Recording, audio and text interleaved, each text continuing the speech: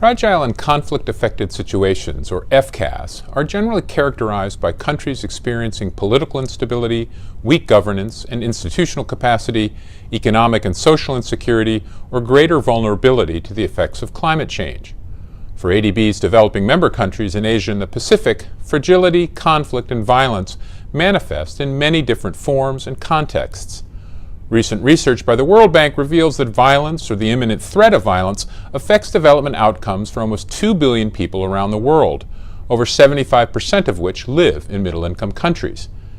These countries are also home to about 70% of the world's extreme poor, or those among us who are the least able to cope and recover from such shocks.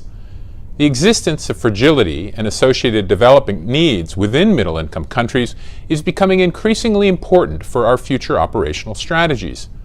Almost all of ADB's client countries have reached middle-income status, but these are a highly diverse set of nations, characterized by differences in income levels, gross domestic product composition, population, urbanization rates, geographical areas, natural resource endowments, and vulnerability to disasters.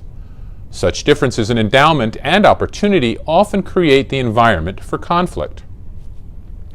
The 2011 World Development Report highlights that subnational conflicts, such as those that can plague middle-income countries, are often poorly understood by outsiders and may be overshadowed by larger geopolitical issues, bilateral relations, and national development agendas.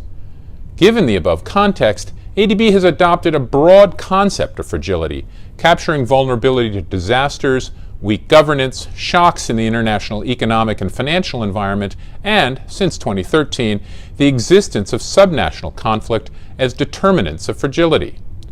We invest considerable resources in understanding the root causes and drivers of conflict and have adopted an inclusive political economy approach, recognizing all stakeholders and increasing collaboration, cooperation, and partnership among international, national, and subnational actors from the public and private sectors, as well as civil society.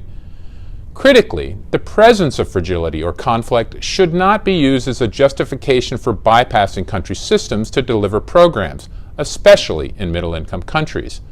Supporting key government agencies to strengthen their capacity to plan and deliver effective development in fragile and conflict areas is critical to helping governments address the situation more effectively over the longer run. For their part, middle-income country governments need to strike a balance between trying to attract investment and maintaining a positive outlook on their country while acknowledging and addressing subnational fragility or conflict.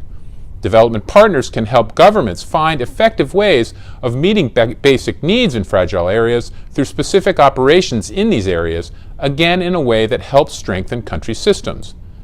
It is also important to stress that governments, more than outsiders, understand their own issues better.